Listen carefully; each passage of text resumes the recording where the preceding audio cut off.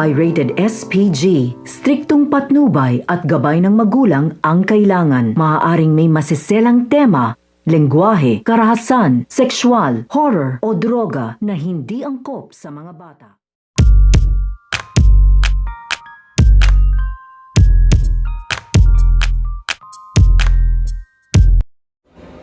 Ang paghabol ni Eloy dito nga sa abogado ng kanyang ama dahil nga sa pagpunta ng abogado nga na ito dito nga sa presinto upang ibigay na nga dito ang resulta ng kanilang naging apila dito nga sa kaso ng kanyang ama ay nga nila malalaman na hindi nga dito makakalaya itong ang ama nga dito nito nga si Eloy. Kaya nga ito nga si Eloy sa pag-alis nga nitong nga abogadong ito ay sinundan nga niya ito dahil meron nga itong nahulog na mga papeles at iaabot nga lang sana dapat niya ito.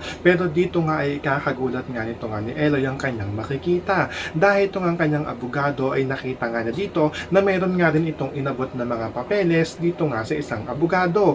Dahil ito nga ang abogado nakausap nga ng abogado ng kanyang ama ay kakilala nga rin dito nito nga si Eloy. Kaya nga ito nga si Eloy ay nagtaka nga ito at nagduda dahil baka meron nangyayari daw na hindi nga daw tama. Kaya nga ito nga si Eloy ay paiimbestigahan nga niya dito nga sa kanyang mga kaibigan upang alamin nga dito ang katotohanan tungkol nga sa pagkatao nito nga ang kamit nga nito nga ang abogado nito nga kanyang ama. At ito naman si Eloy ay susundan nga niya dito ito nga kausap ng kaabogado ng kanyang ama at nagpunta nga ito dito nga sa isang restaurant. At dito ay mapapatunayan na nga nito nga ni Ali na ito nga mga papeles ng kanyang ama ay binigay nga ng abogado nga dito nga sa isang abogado. So pakakaabangan nga natin dito kung ano pa nga ba ang mga pinaplano nito nga ni Eloy. Ngayong alam na nga niya na merong mali nga dito nga sa kanilang apila upang makalaya na nga dito ng tuluyan nito nga kanyang ama. Yan ang ating mga pakakatutuan, pakakaabangan dito nga lang sa Too Good to Be True.